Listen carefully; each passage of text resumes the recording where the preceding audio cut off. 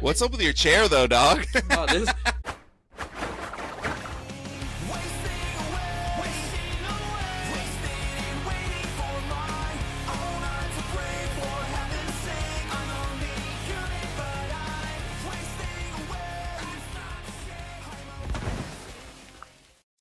Welcome to Expired Optimism. This podcast is just a pet project of mine, and let's see how this goes. But hey, Skip, did you know that was you singing that song right there? I like our band, dude.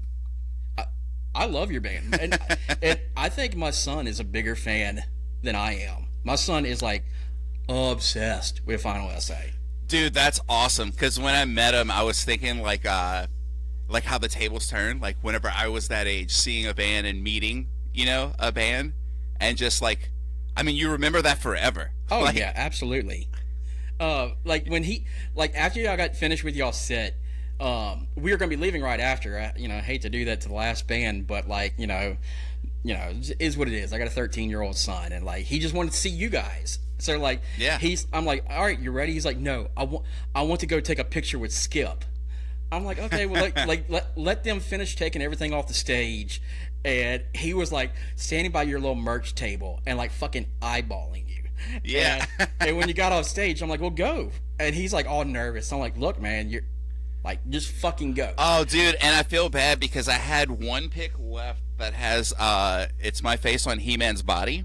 Oh, see, I know you said you had a He-Man pick, but I didn't know it was Yeah. a person.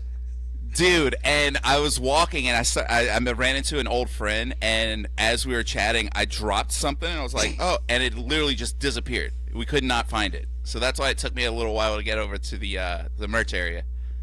Well, like I said, like he was eyeballing you. I'm like, look, Nicholas, like this is a local band. Like they tear down their shit. I know you saw Pierce the Veil and Blink-182 a couple years ago when they walked off stage. Like they had people to other come on people. stage. Man, I'm like, that's no, life. you have to wait for them to tear down. And he's like all anxious. Well, like when we left the place, dude, he like smile ear to ear. That's awesome. And he's like, I met a rock star tonight. Oh no. And like I didn't fucking downplay it. I'm gonna Yeah, let him that's awesome. him have that. But I'm like, I've known Skip ever since he played, fucking local bands in Lafayette, and when he was with Merriweather, like, to him, like, he thought that was your rock star. Like you're like he thought it was the dude. coolest thing ever. And I I'm like, hey, remember seeing like local bands like Jimmy Dong and the Human Blockheads. I saw this band in like at Main Street in Bro Bridge, like the small venue. They're just from Lake Charles, but dude, I swore they were like the biggest band. Like I bought all their merch, I bought their tapes. The next time they came like play, they all had hot girlfriends, and I was like, I want to be in a band. well, like, I'm like, do you want to like take a picture with Buck and Jude or Josie? No, I want. He's like, nah. I want to take a picture with Skip, and it's like, I've known Buck since he was in Common Curtis, like when they were first getting started, and like Yeah. I've known Jude, probably since like 2009, because I think he's from like Plaquemine. I'm not trying to fucking Yep. dox him on my podcast, but like Yep. he was dating a girl that was friends with friends, and I used to play beer pong with him, and like I haven't seen him in forever. So like when you're kind of in the music scene, and I've been in the scene since the late 90s, you just know people. Like, Oh yeah. Like we've never like talked one-on-one up until probably about a year or so ago. But like I guarantee you, we've crossed paths numerous times. I played in Lafayette. Oh yeah, I used to absolutely. play in Lafayette all the time. I knew the guys from Oh Juliet, Brosius. There's another band called Fight Between Flames or something. Yeah, dude. I played Fight shows. Between- yeah. I played shows with them, and I think they were like one of the big bands. And like, I always played in Lafayette whenever like Tyler Reed would come into town. Oh, I And, love like, Tyler Reed, dude. Like I know Adam Dale from the American Tragedy. Yeah. And it's like I knew the guys from Liquid Sand, and it's like then there was time between that era of my life to right now to where like I haven't talked to those people, and then like I see Buck for the first time in forever, when y'all played that night, and it was like I just saw him like yesterday, or like Not Oh yesterday, yeah, but that's always the case. so first, but we could fucking talk forever about this, but I could tell people about you, but I'm just gonna let you explain who you are, what you do, blah blah blah blah blah blah. Introduce yourself. I'm Skip Angelle. I sing for Final Essay. And you're based in. Huh? And you're based in. No, I'm not based. I'm more marinated. No, I'm kidding. Out of Baton Rouge, Louisiana. Okay. Yeah. So I know about your band, but the people who are seeing this may not. So, know. I mean, a condensed version. When the world shut down, I started rebuilding all my old guitars that were broken. I used to have this thing called the Gibson Graveyard. All my broken Gibsons were under my bed, so when I'd move, I'd just put them under the bed. And I was like, let me see if I can figure it out. Started fixing guitars, putting them on my walls, and I was like, man, maybe I should try to like record some songs or whatever. Started recording songs, and Final Essay, I mean, it's just my initials, Skip Angelle Essay, because I told someone, I was like, this is the last time I ever write original music. Oh, fuck. I never thought about that. Yeah. Okay.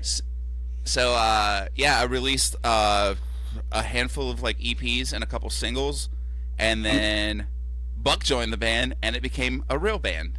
Well, I mean, it's a good thing that it's your initials essay and not a different type of Final Essay. Because that would have been weird. So Josie, that would have been Josie, weird as fuck. Josie used to always correct people. They're like, "What's the name of the band?" He's like, "Final Essay." And he goes, "Not like but." Yeah. And I was like, "Come on, man! You don't have to say that every time. Like, it's spelt like an essay." So I discovered you. And this was before you brought in the full band with Jude and Josie. And to be honest, I didn't know that Buck was recording with you before Find Someone Else. I think that was the first Find Somebody Else. That was the first Final Essay song that has all four of us on it. Yeah, so like I discovered Final Essay, the Garth Brooks EP. Yeah. I'm like, and it's like what I think it was like Party on Garth. Party on Garth Volume 1. And it's like I fucking loved it. And then it's like, most of the people that are close in my life don't listen to the type of music I listen to. So like I let like my coworker listen to it because he's a big fucking Garth Brooks fan. I'm like, dude, fucking listen to this. He's like, I don't like this. I'm like, well, fuck you too. Yeah, I ruined it for him because I fucking like it. And then like ever since then, like, dude, I fucking listened to all of your material. Like I love like Rudolph the Red-Nosed Reindeer. I like Frosty the Snowman. I like the Mariah Carey Christmas song, but It Never Snows in Louisiana. I suck at song title names. I'll butcher song title names. Man, now I'm thinking about this. I think it's No Snow in Louisiana. No Snow in Louisiana. Yeah, and I'm like, it sucks, dude. Every year, so there's a whole different version of that song. It only exists right now on the Unsigned Pop Punk compilation. Mm-hmm. Every year I forget to upload the other version.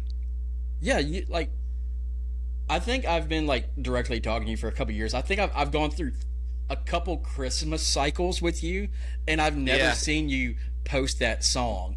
And I'm like, what the? Which I will say, I will fucking be brutally honest with you. Dude, as good as you are with your social media game, y'all fucking suck at being consistent with that shit. Like, y'all's videos are incredible, and it's like, I wish y'all like just put out like instead of like. But hey, look, we all have busy lives. Fuck. Yeah, that's the thing, dude. It's all the time. It's so hard to get all four of us in a room sometimes, and when we do get in a room, we have to like prioritize. It's like shoot content or rehearse the songs so we can play well. So let me ask you this, because me and you are somewhat the same age, and like in our heyday of being in the music scene, the extent of social media for us was like Pure Volume, MySpace, Live Journal, Zanga, like nothing like too extravagant. Like you fucking put your music on Pure Volume and MySpace, and that's fucking about it. But like nowadays, like I believe the music scene is so saturated with just tons of just bands and artists that like if you're not putting out content, then you get run the fuck over by like the next big band. So I just want to ask you, how do you feel about this generation, this era of like just being in a band and like having to make social media content? Because I will say this, like what y'all do, you know, you may not like obviously you may see the stuff that you make and like it, but like you guys make like really good fucking content. Like thanks, bud. But like, and it's very like, it's very interesting. It's very, you know, it will grab your attention. Each video is somewhat different and it's funny as fuck. But I want to ask you, like, how do you feel about being a musician in the year 2026 having to do that? Because I believe that there's some bands that love doing that, and then there's some bands that like wish they never had to do that and wish they could just record music and just put it out in the ether. So I love to complain about it. Like I love to be like, oh, we gotta do content, and like content's hard, but it's really not. It's just, I don't know, it's good and bad, you know. The way I look at it, it's another creative muscle you have to flex. The bad part about that is when you're thinking about this, it's like I turn off the writing songs part of my brain. Yeah, it's like very hard. It's a back and yeah. It's very hard to be in both lanes at the same time, and there's nothing more depressing than editing a video with green screen for 3 hours and coming out with a 30-second clip. Wait, so that wasn't you flying in one of those videos? Oh no, that was really me flying. Okay, that's what I thought. Okay. Wait, is that still on the internet? I need to take that off. But no, I totally get it, and like, you know, I'm like on like the opposite side of like what y'all do. Like I don't like. I always have people that want me to start bands with them. I always people are like, oh hey, would you like to join a band? It's like, you know, I did all that. I used to tour back in the early 2000s. I did all that, and it was too much work just to make $25 to $50 a show. And you know, when music started becoming more of a job than it was, you know, a hobby, I just fucking just said, screw it. I'm just gonna play on my own fun. It's just, that was just me. But so with me being a content creator, like like with how bands have to keep up with other bands, I have to keep up with other content creators. So like I'm constantly having to fucking come up with new ideas every day, editing and everything, and it's a lot of fucking work. Yeah, it's a lot of work. Like I wish I had someone else to edit the videos or something, you know. But I mean, part of the creative process is, you know, you learn how to do something. You get like an adrenaline rush, you know, whenever it's finally out. But I don't think we're doing it necessarily to compete with other bands or anything. No. But it's honestly, I mean, we've looked at the numbers. When we don't post, our plays go down. Mm-hmm. So like, I mean, it's a direct correlation. It's like now you release a song and everyone's like, "Dance, monkey, dance," you know? Yeah, exactly. And it's like, you know, you'll have bands that will put out a single and then they will overproduce content where they're shoving that song 3 times a day, every day, and then what happens is people will start getting turned off by the song, and they'll look up. It's kind of like how a band won't play their hometown for the whole year, and will only play their hometown once, and will just like cash in on that one show because everyone shows up. But you know, you would love for them to see you more, but you know, the more they see you, the less that there's going to be interest. And I mean, there's a weird juggling with that. Like, I mean, when we started doing the content game, I think we posted like 3 times a week. Mm-hmm. No, actually, when we first started, I think it was posting every day. And dude, the burnout on that. Like, oh yeah, because Buck was on tour. Mm-hmm. Josie was out in Memphis. Jude was just being super cool somewhere, and it was just me like with a green screen, like editing every day. And dude, it was draining, you know. and then I think we went to 3 times a week, and then we found the little magic thing, which we haven't been keeping up with. Post on Tuesdays, post on Fridays. Well, that I believe there should be some form of consistency, even if you're not as consistent as other bands. As long as you put out something for your fans to see, or new people to see, and it's just staying on someone's brain, And look, you guys will always have my support, and that I always bitch about how long it takes to make content, but I made that one video. I love bitching about it, dude. with you guys, and like, I always bitch about how long it takes to make content, but then I did the collab with y'all, and like that fucking video took like 5 minutes to make. Yeah. And it's like it got a lot of traffic. It might have not given y'all a lot of new followers, but like, every time I post anything with y'all's music, everybody's like, "Oh, this reminds me of like early 2000s pop punk." Oh yeah, dude, I love that so much. So my next question is going to be along the lines of that. Is like, I know everybody in the band might have different influences. Like super different. Yeah, like the last time I saw Jude play, I think he was playing like fucking like Jimi Hendrix music, fucking like top 40 rock, and it's like, Buck obviously was in Common Curtis, but I think he did some kind of country shit for a while. Yeah, he was in Chase Tyler band for a while.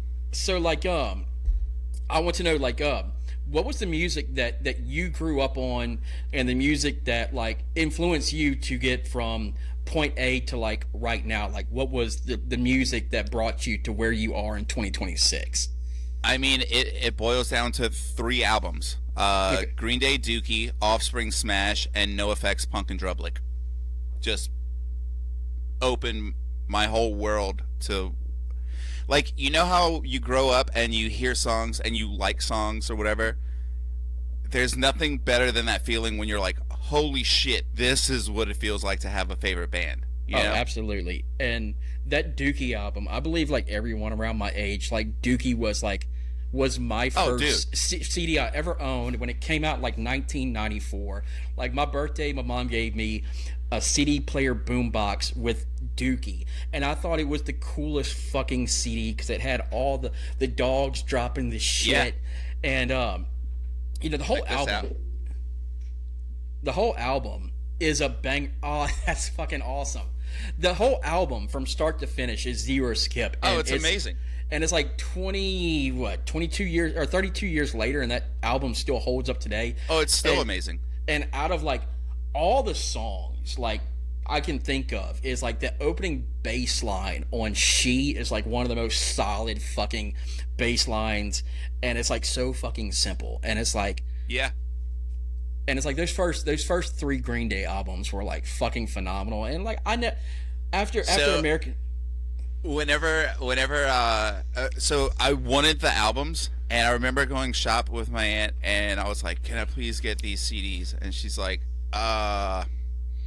you can either have one CD or I'll get you both tapes, because tapes were cheaper. Oh yeah. So I had them on tape, switched up later, and then I had so I used to do this thing every day when I'd get home from school, before I'd even start doing my homework or hang out with friends. I had 1039 Slap Happy Hours. I had Kerplunk cassettes. I'd listen to them, and then Dookie CD. I'd listen to all 3 before I did anything else after school. Every day.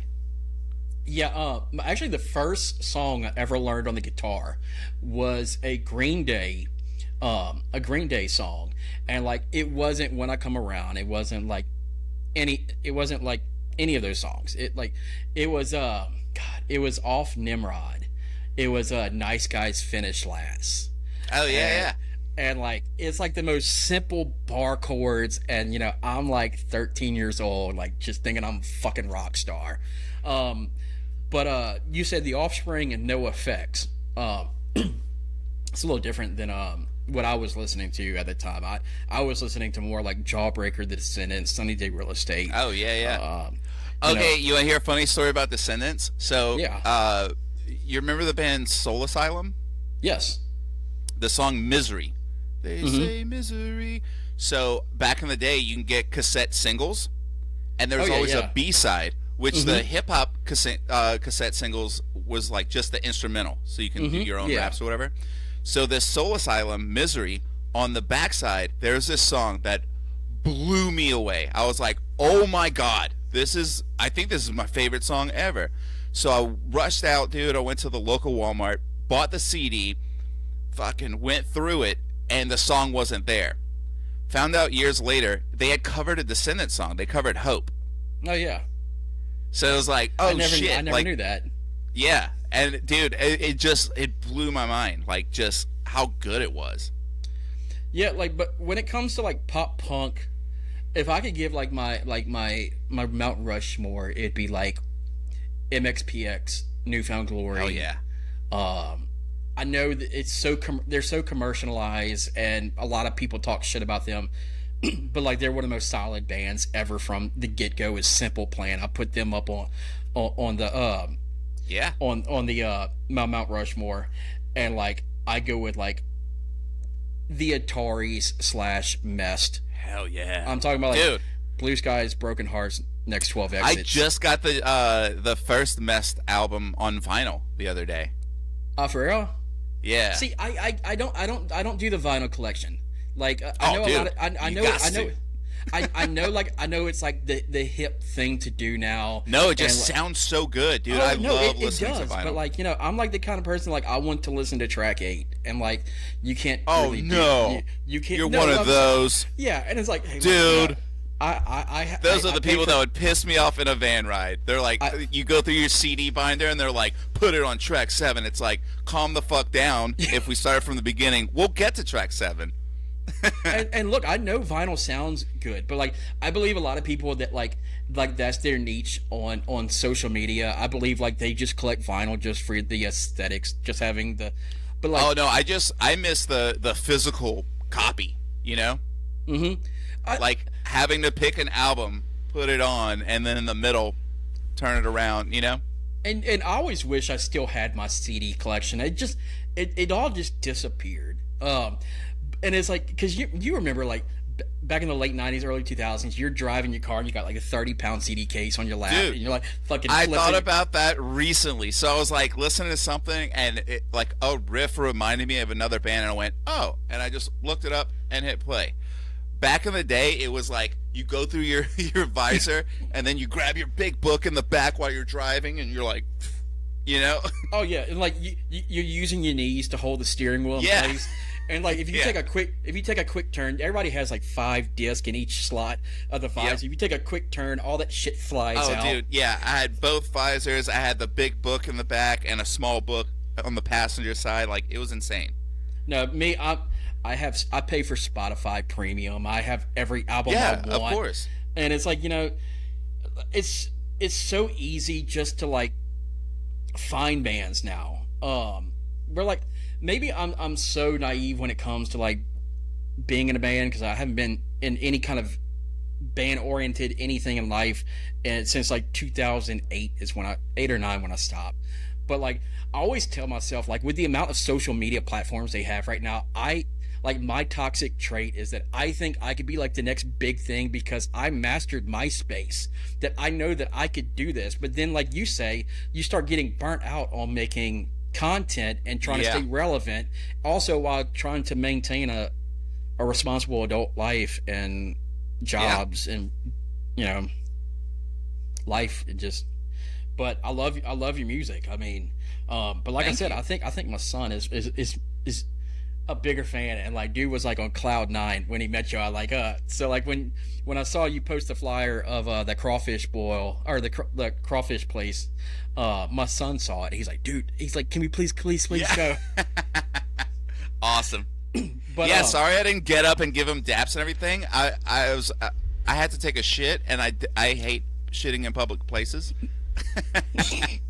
So that's why I just stayed seated. see when so I used to tour. I toured when I started. It wasn't as consistent as it was towards the end, but like I had that problem with like public bathrooms, especially like having to stop and fucking bumfuck nowhere, and like had to get the key from the cashier, the gas station. So the trick is you get your schedule to where it's right before sound check. because you're the first ones in the club, and you go shit in the girls' bathroom because it's usually cleaner and there's less piss on the floor. I'll t- I'll tell you how my touring days actually ended. It's actually a pretty funny story, but like depressing at the same time. Uh, like you always look back at your life and it's like, damn, I probably shouldn't have fucking done that. So like my last tour was like an Yeah. acoustic tour with this other acoustic artist, and like I booked everything. And the whole tour, he complained every day. Like, fucking, he didn't get the merch sales like he thought he was going to get. He's making no money on the tour. We got a hamburger at, like, fucking Sonic in the middle of nowhere, Oklahoma. He asked for no mayonnaise. It came with mayonnaise. It ruined his whole fucking day. Oh no. Uh, like, he got drunk at one show and was hungover for the next show, and all I did was I just heard bitching every single day that our last show. So we started in Baton Rouge, and he's from Monroe, so he drove down and rode with me throughout the tour. And the last show was in Shreveport, and he was just going to stay with friends in Shreveport, and we were just going to hop in the car together, go home the next day. But I just left. like no more of that, Sarah. like you know, I had enough of it. Like, my girlfriend at the time was like, just come home. I just left him in Shreveport without a vehicle. Oh and, man. And like I tried to book another tour after that, and it was almost as if I got blacklisted. Oh, he told everyone. Yeah. Dude. So I was like, you know what? Like, it's too much for $100 a show. Yeah. I've met the bands that I want to meet. I've played the shows that I've wanted to play, and it's like I have like no interest in this anymore. And I kind of hate that happened, because, you know, I would love to start a band now, but like it just don't have it in me. So I live vicariously through people like you that still have it in you to to record music, because that was one of my favorite things to do as a musician. Oh, yeah. Is recording. So I want to know. Obviously, y'all record everything on your own, I assume. What is the recording process like? Because I know Buck is tours from time to time. So when he's out, I know he's out for a while. I know that you had that time where Josie was up in Tennessee with his daughter, and you know, you have a job, Jude has a job, and you're 4, you know, 30 something adults. adults. It's not like y'all all in high school, all in college, y'all all Right. every single weekend. So tell me about the recording process, like from like starting to write the song to actually get it, you know, put together. So the way it usually works, I have a recording set up at home. So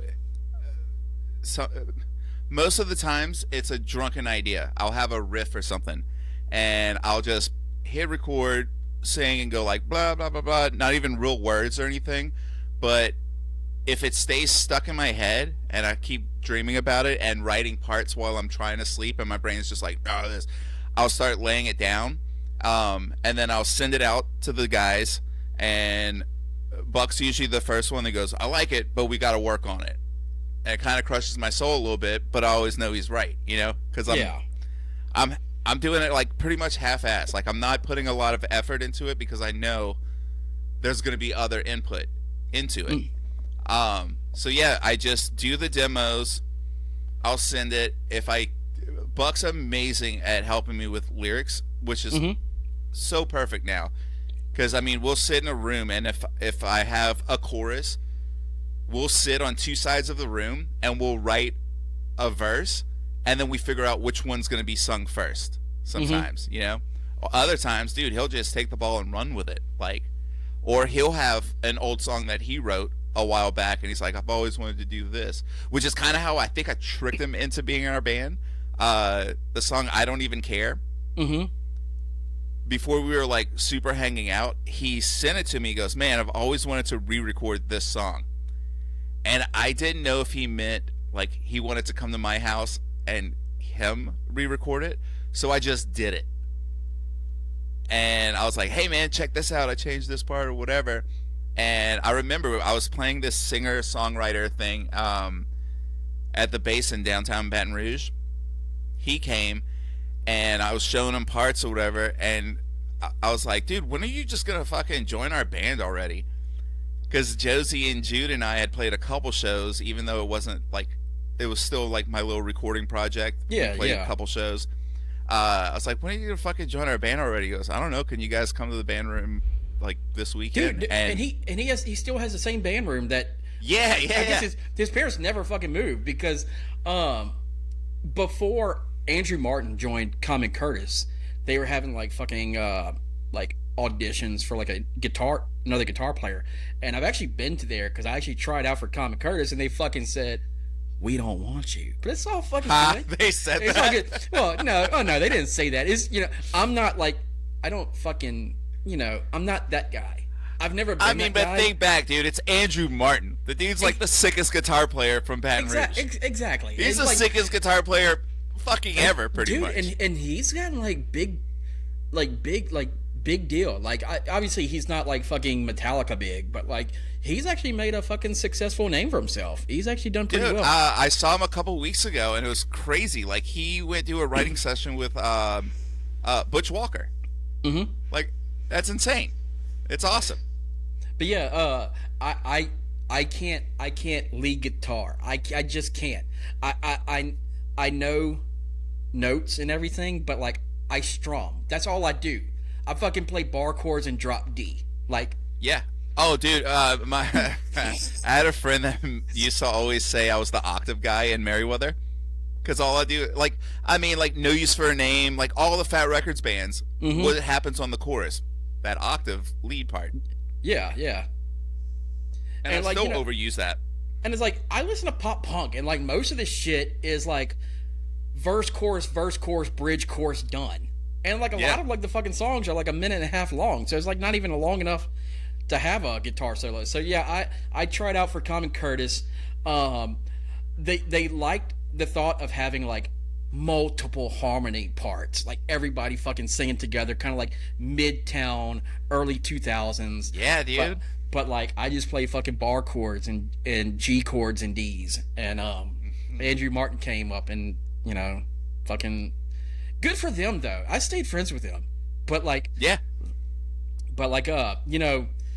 it's good that you found people that, even though they have their own influences and stuff like that, you found a drummer that has a background in playing pop punk. Dude, I mean, he can play guitar better than me. He can sing better than me. Like I like to joke, I'm the worst singer in our band. Yeah, but like I always like tell people, like, whenever they're like, oh, Blink-182 sucks live, and it's like, it's because when you see Blink-182, you're seeing them playing at this huge fucking arena, and it's like, pop punk is never supposed to be polished. Like, for me, like, the sloppiness of pop punk is the main aesthetic of a pop punk band. Like, you know what? That's a good. So like, it is kind of crazy. Like, music just in general, you need a little bit more of that polish. Like, not necessarily production. You don't need a big light show or whatever. But like, it's crazy. Like, I mean, Buck introduced me to. He's like, "Hey man, we should play with in-ears," and I was like, I've only had one experience with it, and I hated it. Oh, I fucking despise in-ear monitors. I hate that. So now we have it set up. Oh, now without it, it feels super weird. I just can't play with a click track. I fucking hate click track. That's just me. So we used to have a thing. So it's our set, and what it helps with is, like, let's say we have a 30-minute slot. I can time out our set where it's exactly 29 minutes, just so we can get off. Like, we're not wasting anyone's time. Like, literally, like, we hit the tracks. It says the name of the song. It counts us in. So instead of going like, tss, tss, tss, we can all just bam go straight into the song. Where you don't have to hear. Yeah, and in between songs, it'll say 20 seconds. So you could talk or whatever, and it goes 10 seconds. Yeah, and 5, 4, and like you gotta. So like you've perfected like the actual set to where like when it says 1, 2, 3, go. Like, it's almost like only in our ears we'll hear the name of the song and a click in for everyone. Yeah, like, look, I know there's musicians that like I, but for me, like, I used to use it towards the end of like what I was doing. But there's no better feeling than actually like fucking playing and having the monitors in front of the stage and just, but like once you get used to playing with it, like everything is like so aligned with Well, everything. not only that, just like the saving of your ears, like because everything was so loud, like with the drums behind you, all you hear is cymbals. Mm-hmm. Now, like I can control what's going in my ears, so it's never too loud. Like I can leave a show and not hear. Yeah, like can you imagine what it was like way back in the day, like when John, they didn't use dummy cabs and they used like all real cabs. like fucking like John Bonham from fucking Led Zeppelin, and he has this huge fucking speaker like right next to his ear, and all he hears is drums and fucking Robert Plant and Jimmy Page just blaring in his fucking ear, and now well, he's not around with us, rest in peace. But like, every of those musicians from back in the day, he died from hearing loss. Did you know that? No, I mean I knew that he passed away. I'm kidding. I don't think you could die that way. Well, you could have got me right there. But like, I know, like right now, like what I like with the new bands that are coming out, because like, I try not to stay stuck in 2005. I try not to be stuck in the whole. Look, I like nostalgia just as much as the next person. But like, I'm always constantly trying to find like bands like that are up and coming right now, because when it comes to music that we like, most bands have a shelf life, and a lot of the bands that I do like have already exceeded their shelf life, and you're now seeing like the geriatric version of them. So I always believe like always be up to date with what's out right now, and because you gotta obviously your idols are gonna be gone, and you don't want to be that person that listens to music from back in the day, and only back in the day.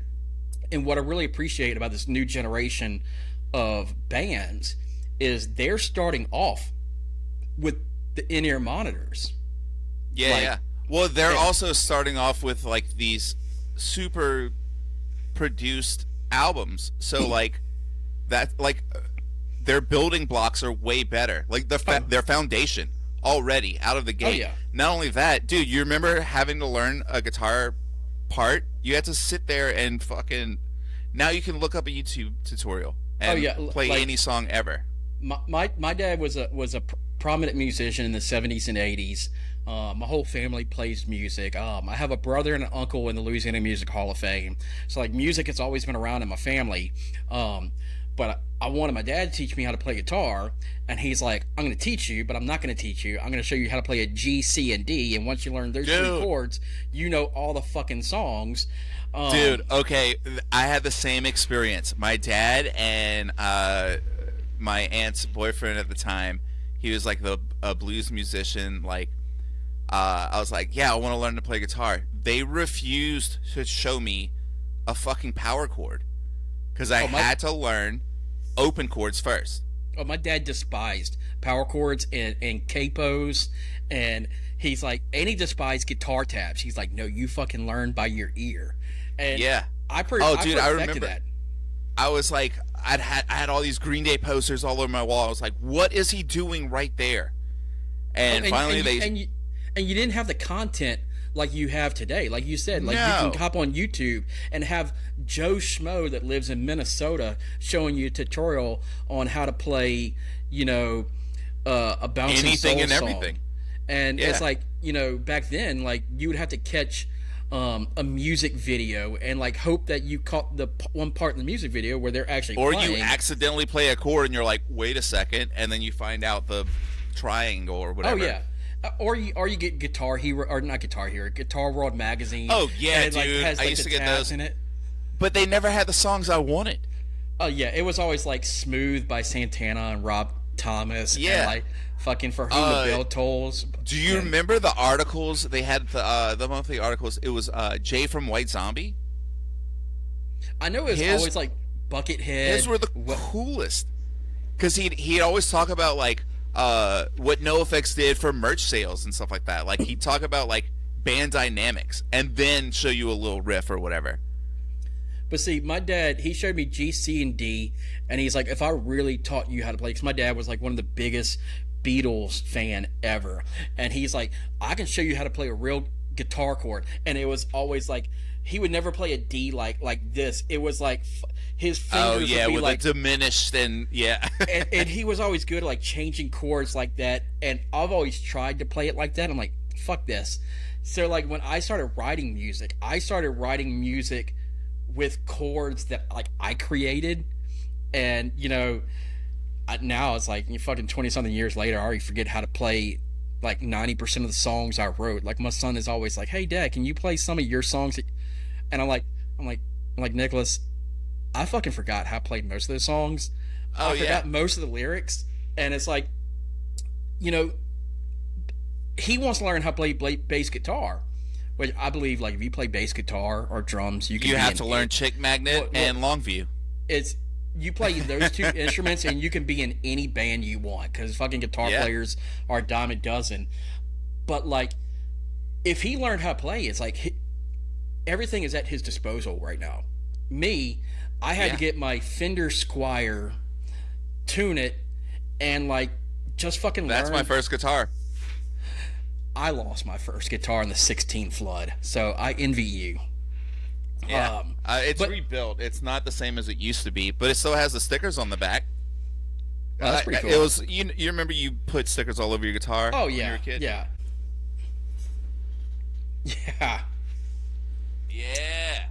And it's like you always saw Billy Joe's guitar, and you're like, oh, I'm gonna put fucking stickers all over it, and then like. You know Billy Joe, his guitar, like the original guitar, isn't the one he's been playing, right? Oh no, I always assume that, like, you know. Well, no, like you know how like they do movies about like the Mona Lisa. They're like, that's not the real Mona Lisa. It's actually in my living room. Check this out.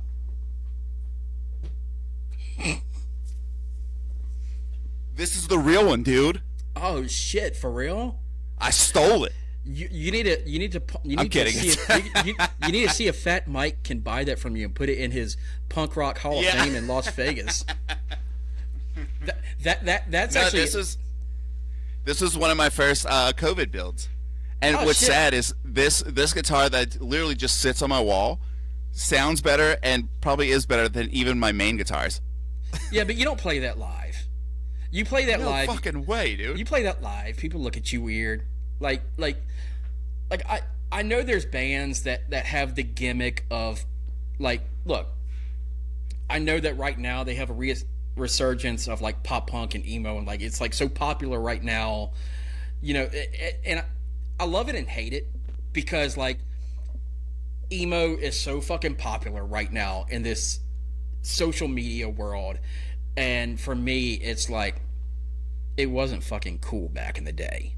And no one understood what the fuck you were talking about. You'd say Juliana Theory, and they're like, who? Yeah, like, dude, like, the bands that I listened to in high school was Sunny Day Real Estate, Death Cab for Cutie, Jimmy Eat World. I'm talking about, like, pre-Bleed American Jimmy Eat World. Thursday, while everyone else was listening to Korn, Limp Bizkit, or, like, Backstreet Boys and NSYNC. And, like... Don't you be dissing NSYNC! I love me NSYNC. Team NSYNC, like... I know Backstreet Boys had like their residency at the Sphere in Las Vegas, but like, dude, I would totally go to Las Vegas for a fucking NSYNC reunion. Oh hell yeah! But what I'm saying is, like, you know, people like, so like, there's a resurgence of this kind of music, and you know, so you have. Remember back in the day, they had '80s nights. Like, you go to a fucking bar, they have like it's '80s night. Yeah. And now so they emo have, night, emo night is night. the new '80s night. Yeah, because I mean, think about it. Like from that time frame, most people were their parents now, or they have good jobs and they can spend money. Yeah, and it's like you used to have bands like Werewolf and the Molly Ringwalds. Well, actually, they're still around, so I can't say they used to. But you had Molly Ringwalds, Bag of Donuts, and it was all like gimmick, niche, fucking that. And it's like now you have emo pop punk cover bands, and it's like those are the type of bands that would play that Billy Joe Armstrong guitar. Like, those are the bands that will play that guitar. Yeah. But like, no, the only way I'd play this live, I always joked. So I've never been in a cover band. When we were 16 years old, starting our first band, my best friend and I, we'd bring our tapes to like local bars or whatever. Like, can we play a show? And they're like, okay, what songs do you guys play? We're like, oh, we wrote like 10 songs. They're like, no, like you play any like Rage Against the Machine or 311? And I was like, huh?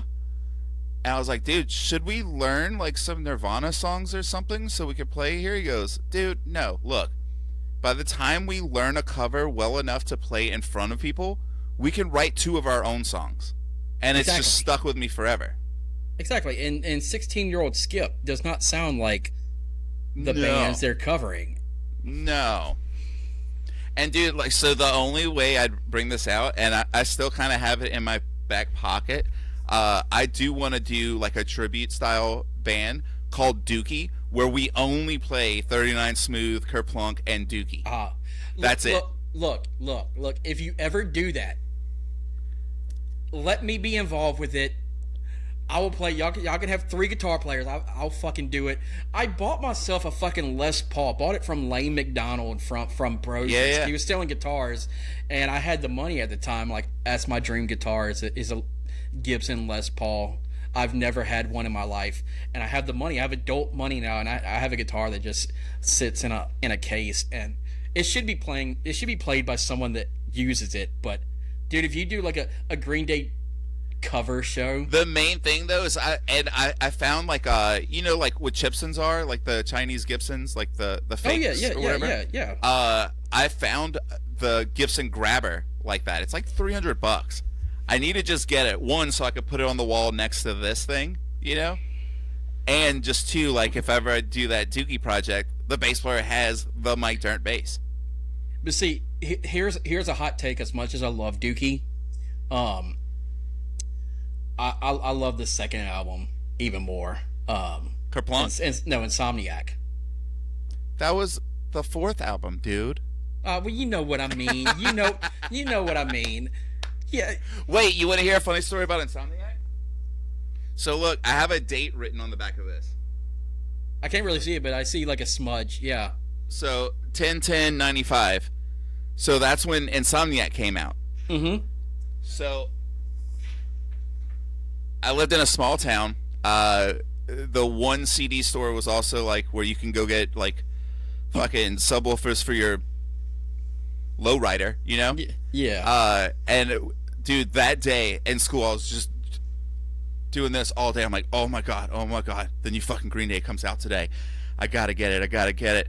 So my best friend at the time, I'm like, hey man, we should walk home from school today. And he goes, why? I was like, so we could stop by. It's called Music Vision. I was like, so we can stop by Music Vision, dude. He goes, for what? I was like, so I can get the new Green Day album. He goes, fuck Green Day. Well, at the time, like people saw Green Day as being sellouts. Yeah, but dude, they were like my favorite band. So we got on the bus, and keep in mind, my best friend like lived the next street over. So we get on the bus, we drive right past the place, and I'm like, oh, it's right there. So dude, the bus drops me off. I run into the garage. I throw my book sack, grab my bike, and I fucking haul ass, dude. And I ride my bike all the way across town. I get in there, dude. I'm sweaty. I'm out of breath. I look, and they have like 20 copies of Insomniac in the thing. And I'm like, yes, there's still some left. Because I thought they were the hugest band. I thought everyone was going to rush to the store and fucking get it right away before I got out of school. I grab one, dude, slam it on the counter. They give me the total, dude. I'm counting out my money, and I'm short. And I'm like, shit. I was like, can you hold this for me? I will be right back. And whoever was working, I'm sure, was like, who the fuck is this kid? Yeah. I'm thinking everyone's going for it, right? So, dude, I get back on my bike. I fucking haul ass all the way across town. Fucking throw my bike in the front yard, haul ass inside, grab change from my mom's, like, change thing. Like, anything that's silver. I just grab it, shove it in my pocket. Ride my bike all the way across town again. This time with a fucking shit ton of change in my pocket, so it's heavier. Dude, I get in, and I'm like out of breath again, and I'm like counting out all the coins, and she's like, all right, here you go, thank you. And I was like, I got it. So then I had to ride my bike all the way back again. Dude, I still remember just being fucking completely soaking wet because it was Louisiana summer weather. Oh yeah. And I put on the album and just that. It's a masterpiece, and like, yeah, I use Spotify Premium, and I constantly skip. I go from this album to this album, this band to this band, but there's nothing better than going to the CD store, buying that CD, going home, putting it into your Discman or your CD player, and just like sitting on your bed with the booklet and just seeing everything and just having it in your hands. It was the coolest thing The ever. employees at Best Buy used to fucking hate me because I'd go the day something came out and I'm like, hey, I'm looking for this. And it was still in their cart. They hadn't even put it on the shelves yet. And I'm like, dude, what the fuck? Like, I just need this CD. They're like, well, we got to scan it first. I'm like, can you scan this one before you scan all that other bullshit? Because I'd like to take this home right now and rock out.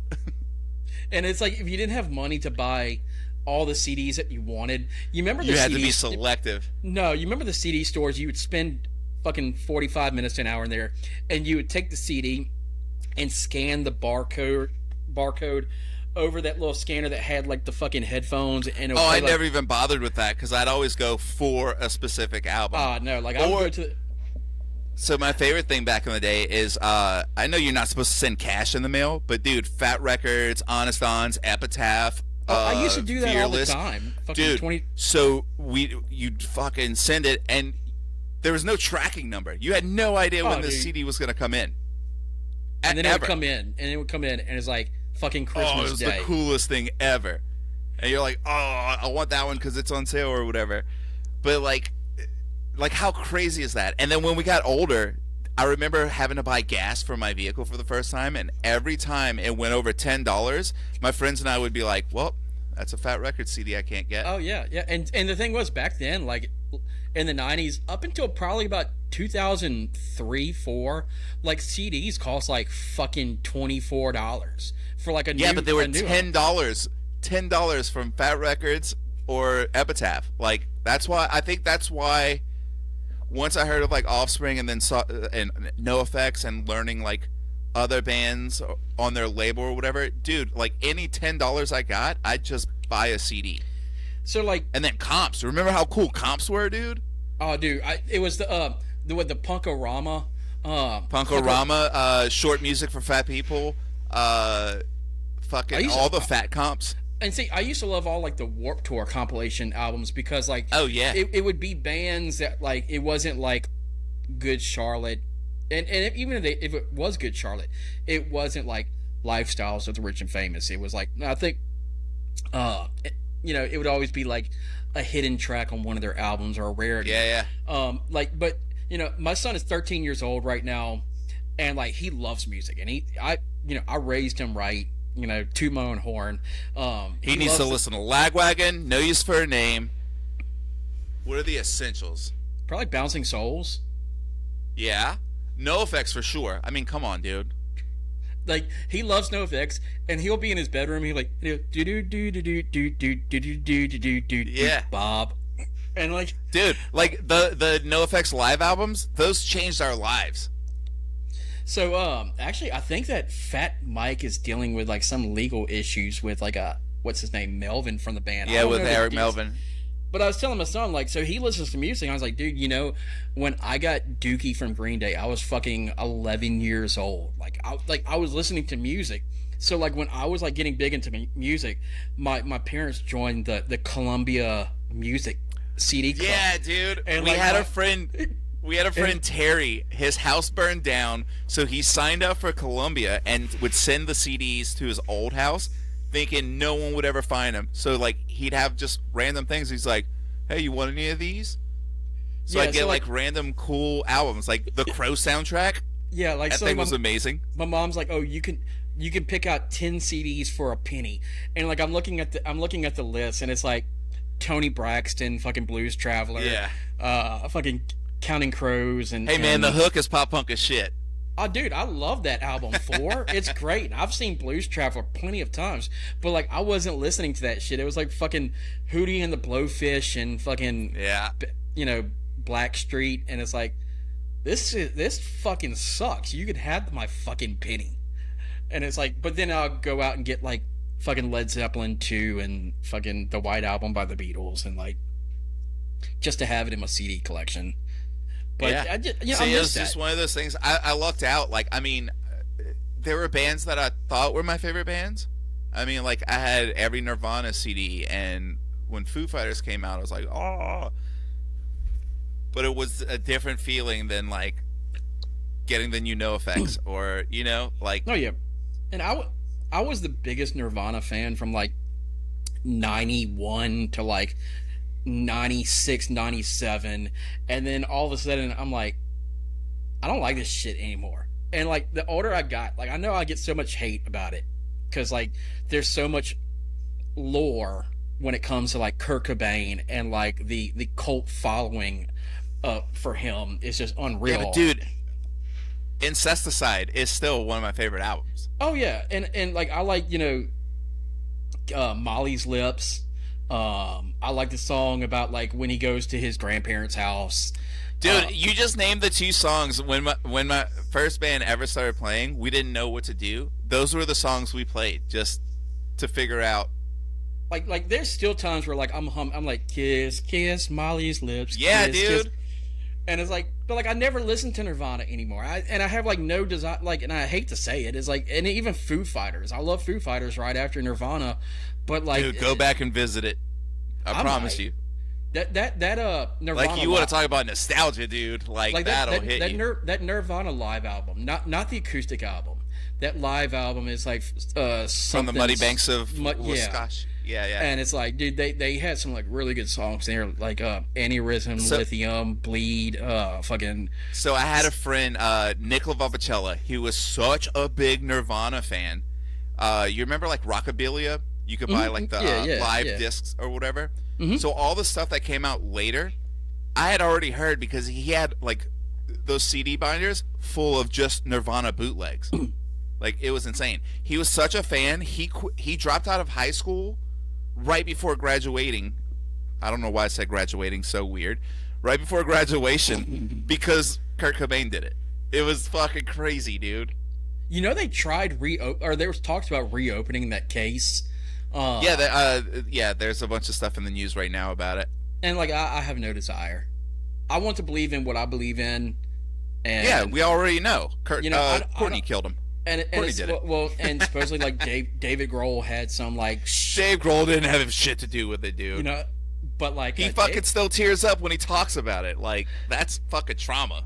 You know, David Grohl was always like the cleanest guy ever, and then like a couple years later, it was found out that he was having a kid with some other woman, and like he got like shit. And it's like, dude, if you can go your whole career with no bullshit. And yeah, but the whole thing, like, dude, at the end of it, he's a fucking human. Exactly. Like, we all fucking do shit. And in one of the biggest rock bands in the world, of course he's going to have some fucking amazing tang put in front of his face. Yeah, you know? I mean, it's not like he's Anthony Kiedis. I mean, yeah, weird. He didn't get a weird mustache. But, what's up with your chair, though, dog? Oh, this is my fucking... Dude, I have this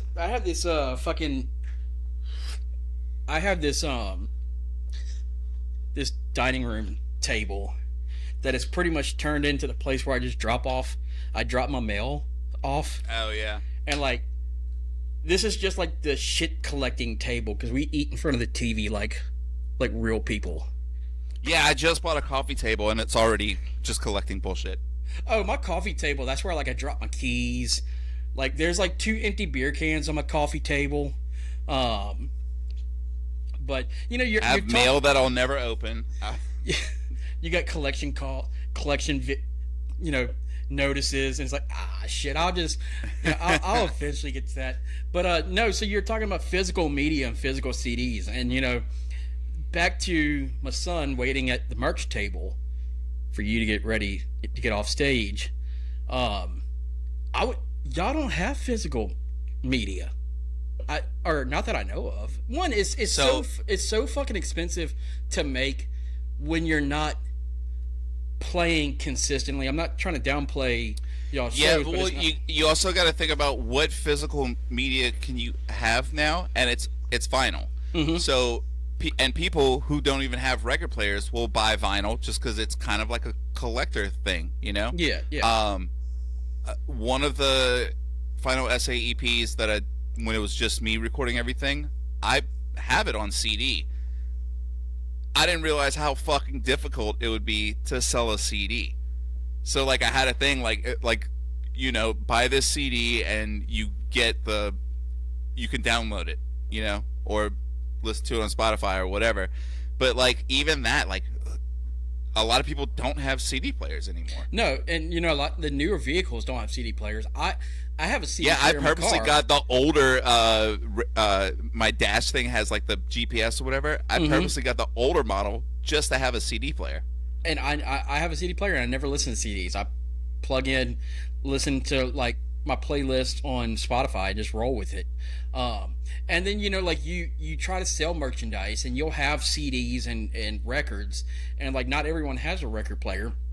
And, you know, eventually that type of merchandise just collects dust, and, you know, you can't sell it like you could in the early 2000s, you know, because yeah, because I mean now the main thing is you just do the QR code with your links, you know. Exactly. And you know, like back in the day, like, you know, so you play a show, it's $5 cover charge. Someone would go there with $20. Yeah. Now they have $15. Now they can't buy a T-shirt because T-shirts were $20. They can buy a water, just a water for $15. You know, I would always tell people like, hey, look, my CDs are $5, my T-shirts are $20, but you can get a CD and a T-shirt for $25. Yeah.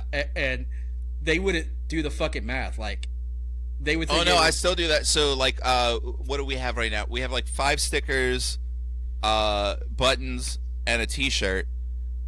But if you get all of them, I mean, you save, like, $3, maybe? It's not a lot, but at the same time, No.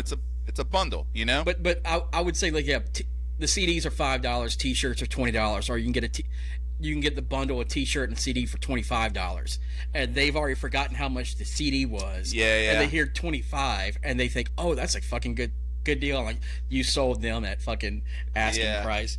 But like back then, like, you know, not everyone you didn't have the little tappy tap. You know, yeah, so like, it was all cash. And God forbid you play with a bigger band. You know. Oh, dude, I used to go see, like, you can tell when I went see a fucking band that I loved because I'd come back to school and literally wear their shirts 7 days a week. Like, I went to see No Use for a Name when I was like 16, and dude, I was such a huge fan. And I went over, I was like, what do you have in large? And they're like, this one, this one, this one's like, okay, I'll take it. And they're like, which one? I was like, all of them. Like, I'd walk out with all their merch. Oh, dude, and so I went to go see Military Gun Combat in Joyce Manor at the House of Blues a couple weeks ago, and it's like, dude, I fucking got this T-shirt and been wearing it. This is like the 4th time I've worn it in the past 2 weeks. But dude, T-shirts. How much was it? Okay, so that's where I was going with it. Like, it was cheap compared to the T-shirts that I saw at Warped Tour. Like, no, I'm not gonna buy a fucking $45 bowling for soup T-shirt. But dude, how crazy is this was $30. I thought that was a good 30? deal. Okay. It's a good deal. And like I feel bad charging $25 because I've always like $20 is a T-shirt. Well, see, my best friend, he owns his own apparel and promotions company. Like, he makes, you know, uniforms and all that. And I saw the tag on this shirt, and I recognized it because it's the actual physical shirt is the same shirts that he uses with his company.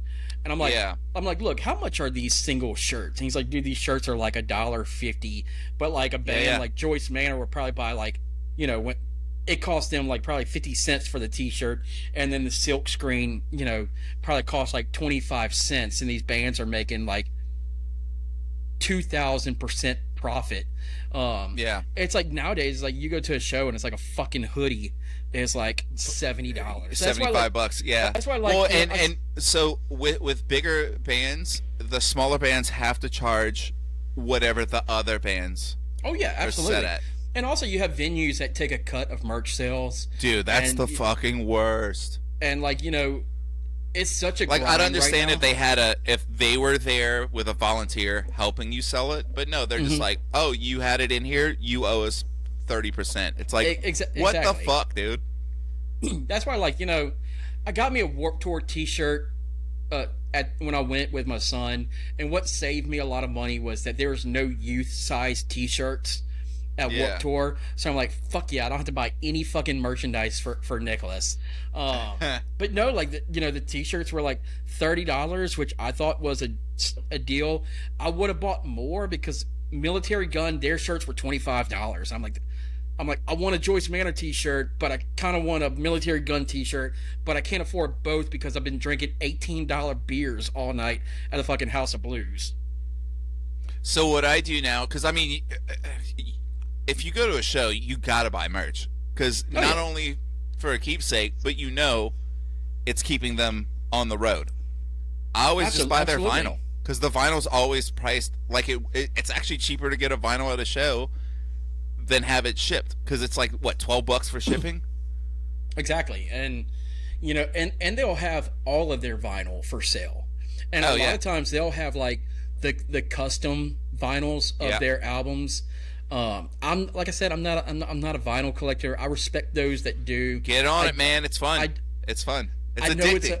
I know it's an addicting and expensive hobby. But see, I don't just buy vinyl to buy vinyl. Like, it has to be an album that, like, I had on CD and I always listen to. Like, I call them, like, unicorn albums. There's only, like, maybe one or two more left to collect. I actually just got one, and, dude, I'm super stoked about it. Like, I've wanted the New Found Glory self-titled on vinyl forever. Like, I almost paid $175 just to get it, because that's what people are selling it for online. So, New Found Glory, that album is in my top 10 favorite pop punk albums of all fucking time. I know everyone says Sticks and Stones. I know some people say, like, Catalyst, Going Home. That fucking self-titled album is zero skips. And what I love about that band is they never fucking skipped a beat.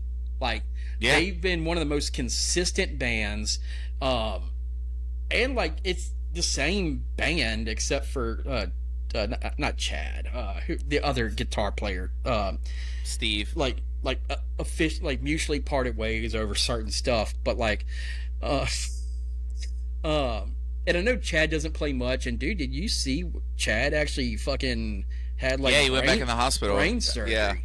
And I hate the bullshit that I see online about Chad, because like I always like find myself getting down the wormhole with all the Paramore fans that are like fucking anti-Chad, and it's stupid. I think people just forget that even just because it's music, like, it's still fucking human beings. Like, they're all approachable. Maybe some aren't, but they all, like, I think when it comes to like music, you build up this thing in your head of like, well, they're in this band, this is how they are to me, and if they do something that's a human error, they're like, oh, fuck that dude, But I'm so jealous Buck got to go to that CD release party in Tennessee. Oh, he didn't get to go to he had to work it, dude. I mean, he worked his ass off. That dude was so exhausted. He didn't fucking text me back all night. You know what I mean. Yeah. Maybe I'm just jealous that he was at the show. But like, I saw New Found Glory. I've seen New Found Glory like fucking over 60 times. Like, they're one of my favorite live bands. Oh yeah. And like, I saw them at the House of Blues in New Orleans, not the main House of Blues. It was like the Parish? next door, the Parish room, and it was like them and Cartel. It was like right before Coming Home came out, and they played like on the floor, and it was like like real close. But like, I would have loved to go to that CD release or the record release show in Nashville. But like, good for them. Like, even though Chad's not able to play, but like the local shows to him, Dan from 4 Years Strong has been like very consistent with him. It's sick. And I think I forgot the other guy. I think the other guy, or they've had like a rotating. I know. Yeah, Ryan there's Keith, usually another one. Yeah, I know Yeah, Ryan Key did it. Anthony from Bayside. Will Poe from Cartel was with them. Yeah. I think one of the guitar players from Real Friends. Real Friends. Yeah. Yeah. So at least they've always had like Dan there, and then Dan's always done like his 4-year strong stuff. But you know, I love it's that. Like when is that dude ever the fuck home? Like, dude, he's never fucking home. Yeah. And like it fucking pisses me off because Newfound Glory never comes here. Fucking 4-year strong never comes here. All my fucking favorite bands don't come here. My son Nicholas. Yeah, no bands come here really. My son is now. Newfound Glory came here. Dude, look back apart. How. Ian was here last weekend. Okay, but I wasn't invited to that bullshit. Which, dude, that video was so fucking funny. I love the whole check out Wasting Away by Final Essay. I was not forced to say this, and it fucking zooms out. Yeah, he was so cool about it because I was like, man, I had this stupid idea, and he goes, I'll do anything you want. Let's do it. I'm like, fuck yeah, dude. That's what I love about y'all's social media content when it comes to y'all's music. It's so fucking original. It has humor to it. It's entertaining. Like even I forgot the name of the song. Like I said, I fucking suck at song names. One of my biggest pet peeves is when I'm singing along with a song in the car and the singer gets the words wrong. That's my biggest fucking pet peeve. I get songs wrong all the time, dude. But it's the song you're fucking singing and the girl's like walking. Oh, and yeah. It's like, dude, that's such a fucking entertaining. Oh, you know why that happened? I've always, since I was a kid, I wanted to do the fucking creepy Michael Jackson thing. Not the creepy Michael Jackson thing with kids, but where he'd fucking walk around a video girl. Like, I always thought that was the coolest thing. Oh, so dude, when we had the opportunity, I was like, this is what we're doing. And it worked perfectly. It was fucking great. And the fact that you did 2 versions of that video. And it's like, I don't know which one I like more. I don't know if I like the one of you sitting down, and then you had, and we did, then you had Jude Buck, and then you had Josie's on the thing. Yeah. I fucking love that. And then then you had the other one where you were walking behind her, and it's like, you know, it was so entertaining and catchy and intriguing for that song because of what the song was about. Right. It worked perfectly. But then the content that you made for like the first official full band single, Find Someone Else, and you did multiple different videos. I think you did one where you're a fucking cowboy. You were like a gamer. A gamer. You were like a superhero. Yeah. And it's dude, like, there's still so many more. I filmed for 13 hours straight. I was a male nurse, a prep. What else is in there? Oh, white trash. A streaker. Which is the only video I had to take off the internet. Like, I did this at the end, and I blurred out my junk. Mm-hmm. And Josie was like, dude, I have a kid. I went, oh, yeah. Because I don't think about shit, ever. I just do it. And luckily I have dudes that are like, no. Yeah, like, I brought my son to go see Blink-182 with Pierce the Veil, and, in San Antonio. It was a big fucking surprise to him. And he's like, Dad, what's anal sex with dads? Because, you know, Pierce the Veil and Blink-182 are legit 2 of his favorite bands, so the fact that they were on tour together, I had to bring him to that show. Yeah. And I surprised him. We had floor tickets. We were, like, right there by the stage. And, like, fucking Tom DeLonge starts talking about how they were in the shower where the San Antonio Spurs are in, and how it's weird how a team that's worth billions of dollars, they have everybody naked in the same room and showering together, and they start talking about, they have anal jokes, and they start talking about masturbation and shit like that, and I'm like, fucking earmuffs, you know? Yeah. So, like, the fact that you have the streaker video, but, like, you have to be considerate about, like, your bass player's little girl. And I didn't even think about it. I'm like, oh yeah, because she's like, oh, Dad's band, and then like fucking fucking out of shape me. Yeah, fucking... like why skip running, and why is the sensor bar so small? It's like, you know. Yeah. Why does he have Japanese private parts? Yeah, they're always blurry. Why is it blurry? Like, why is there a dot right there? It's like that Blink 182 fucking video, and Mark and Tom are running, and like it's like fucking it's Travis Barker that has like the long fucking sensor bar. Yeah. But like, you know, then when y'all started recording the content for, like I said, I fucking suck at song titles. But it was like around Christmas time, and like it was like you and Buck at the time. Like every fucking video, it was you and Buck. Y'all had this video, and it's like, please don't complicate it. And you take the fucking snow and you fucking throw it. Yeah. And I'm like, that's like the perfect video for the time, because it was Christmas, and it was like, it just. We're still finding those snowflakes in the band room, by the way. Oh yeah. It's like shredded plastic bag. And it's like y'all make entertaining content, and like you incorporate it with what's going on at the moment, like maybe unintentional. Y'all made a fucking. It's literally like, hey, I got an idea. Let's do this. That was just like Buck's like, hey man, what Christmas sweaters do you have? So we did the cheesy like pose by his parents' fireplace and shit. Talking about Christmas sweaters and all that in y'all's content. It was when Buck came back from, I forgot what tour it was. I'm guessing he had like multiple T-shirts from Newfound Glory, and y'all said, "All right, let's take a band picture." Yeah, I said be dressed to kill, but this is ridiculous. That was our cheesy attempt to get Newfound Glory to repost our shit. And like, y'all come back and y'all got the Newfound Glory hoodies. Yeah. And I'm like, wow, I wonder how they got the fucking Newfound Glory merchandise. And I'm looking at Buck.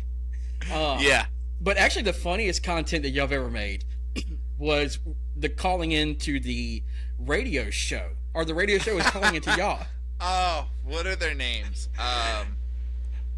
Well, like, I think Buck was like Goof Troop. Goof Troop, yeah. And the Miami Willie the Wombat. Yeah, that's it. Yeah. Dude, what's disgusting about that shoot? We didn't, like, if you saw the B-roll, dude, it's so stupid. Because I'd start saying something, and I'd go like, what's my name again? Like, I'd forget the name, and then you could see the sweat blob grow. So, like, when we edit it, it's just like, sweat, no sweat, no sweat. Like, oh, dude, one of my biggest pet peeves is, like, when I'm watching a TV show, and, like, obviously a TV show, like, they do separate continuity. Takes, but, like, you know, I'll notice, like, it's like an outdoor scene, and like the character has like a big old sweat stain right here, and then the next scene, and it comes back, it's fucking dry, and it's like, or they're like, hey man, what's up? It cuts away, and then all of a sudden it's this. Or the fact on TV shows when they're talking in the car, and the driver, whenever he talks, he's having like full eye contact. Yeah, dude. With the passenger, and the background's just doing this weird shit. Actually, one of my biggest pet peeves on TV shows, I can go on and on about biggest pet peeves of TV shows, but isn't it weird that no one says bye on when they hang up the phone? Or I'll talk to you later. It's always Do like... Do they not? No, you know, it's... Okay, so in movies, you ever notice someone will go up to the bar and they're like, I'll have 2 beers. And they just get 2 beers. They don't... So, like... I was like, oh, that's a movie thing. That never happens in real life. Dude, if you sit at Brickyard, someone will go like, I'll have a beer, please. Yeah, and they're like, what fucking kind? Yeah, I want 2 beers. But, like, in movies, they're like, I'll take 2 cold ones. And I never fucking thought about that. Yeah. By the way... I guess because there's some standards and practices, you can't name a beer. I get it, but, like... I never fucking thought about it. By the way, the strawberry gnarly barley, fucking delicious. Yeah, dude. Like, you know, I don't promote like this. I don't make any money off gnarly barley for anybody that's watching this episode. This isn't a plug or anything.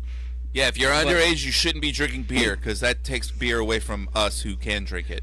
Well, I know that. I think you might be slightly younger than me. I'm 42 years old. I'm older. Like, wow. Dude, I'm 76, dude. Holy shit. Yeah, 76 years old. That's crazy. I'm fucking lying. my son did the math, and he was like, "Hey, Dad, in 28 years you're gonna be 70 years old."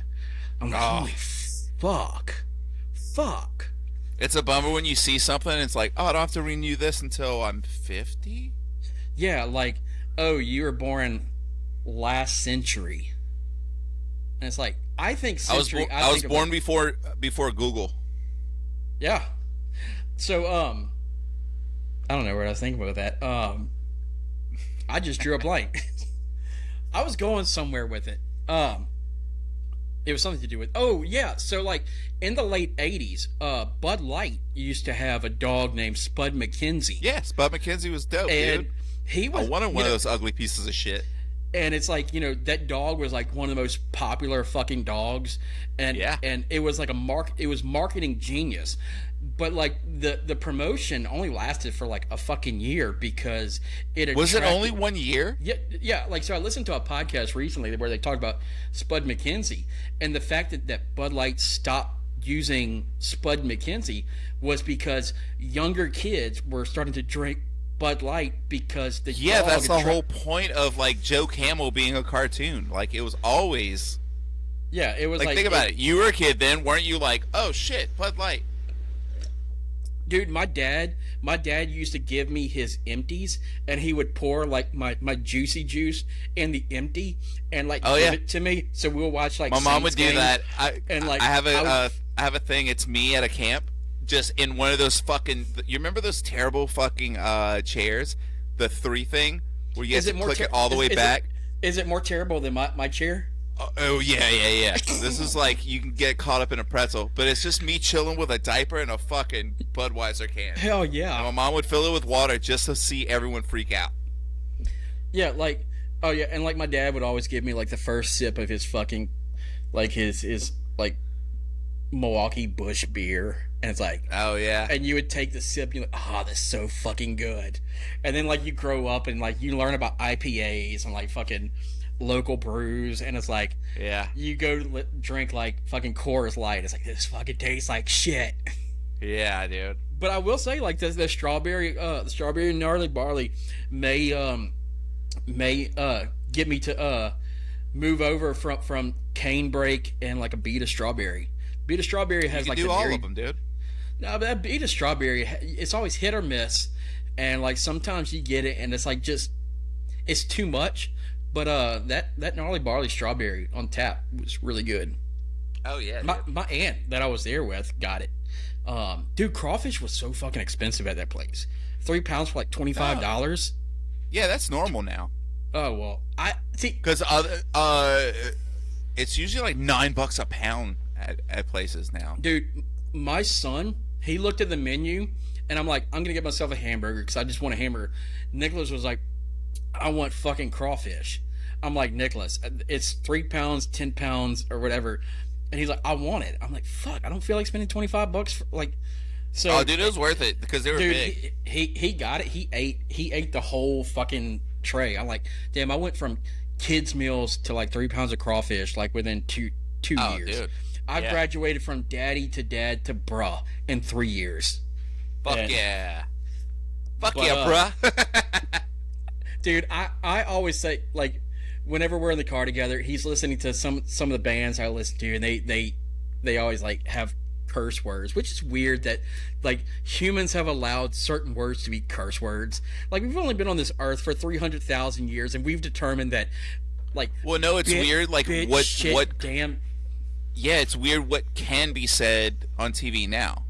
Oh yeah, like right now, like you could say fucking anything right now, and like, yeah. I remember like when South Park had that one episode where like they wanted to see how many times they could say fuck on the on the episode. The fuck counter. But like we were listening to Family the Blink-182 song, Family Tradition, not Family Tradition, that's fucking tune. Family Vacation, Family. Anyways, it doesn't fucking matter. But the whole song is shit, piss, fuck, cunt, cocksucker, motherfucker. Yeah. And Family Reunion. Family Reunion, and I'm like, Nicholas, you can say it. Just say it. I remember hearing it the first time, and I was like, oh shit, They covered George Carlin, dude. Dude, so I made a video on my TikTok. It's like from a long time ago, and it's me. I got the green screen where it's almost like I'm sitting in the back seat and I'm wearing headphones, and it's like POV me sitting in the back seat while mom is listening to Celine Dion, and it's shit, piss, fuck, cunt. Yeah. But anyway, Skip, I'm glad we did this.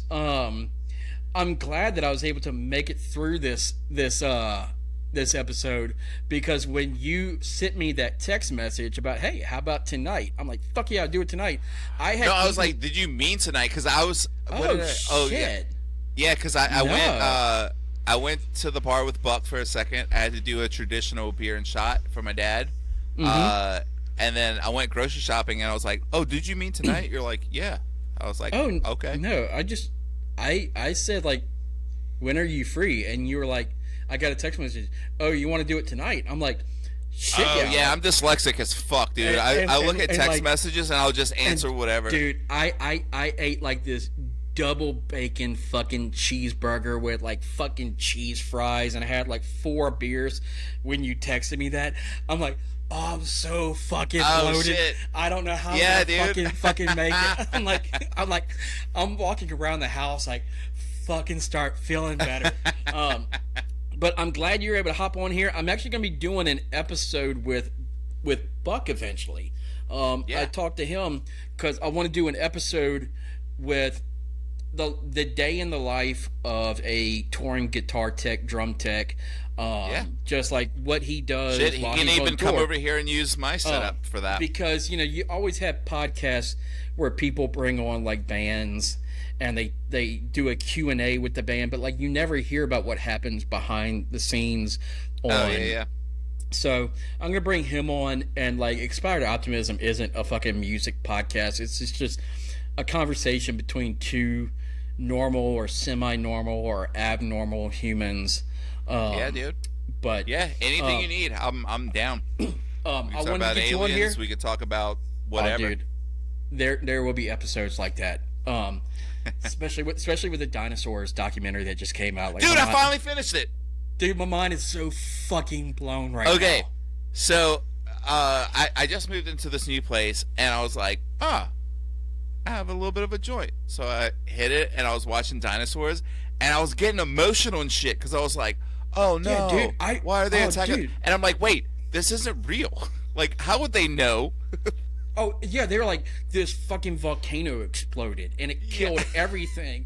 And it's like, then they're like, it rained like every day.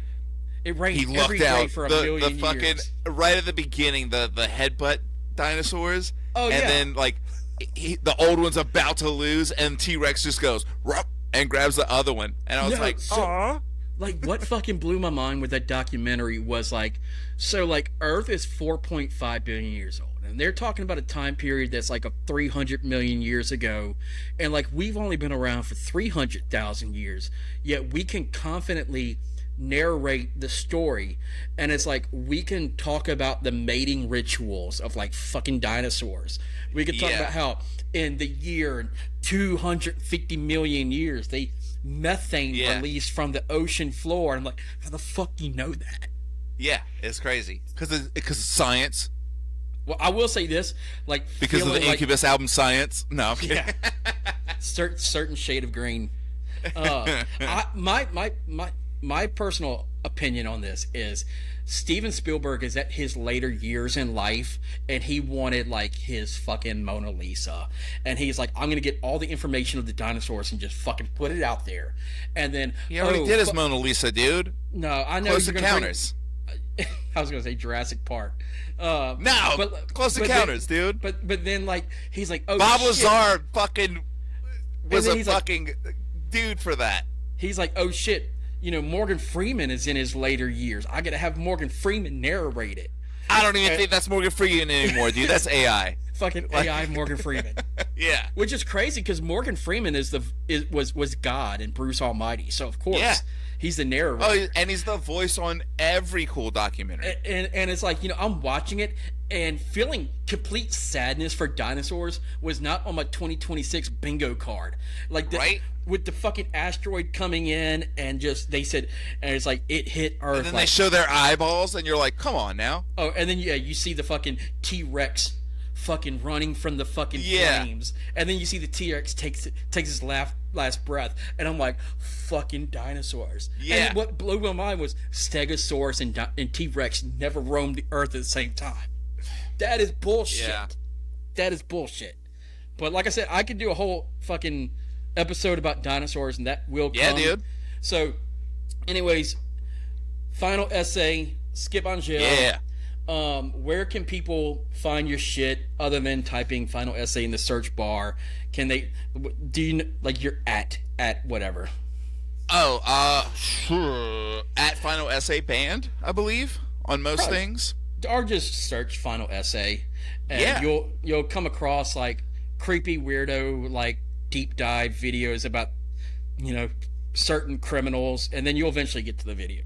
Like, it's S-A-E, it's E-S-S-A-Y. It's not essay. Like a paper. It's not Jerry Sandusky. Yeah. And you can find it, I'm guessing, obviously on Spotify, on Apple Music, everywhere. YouTube.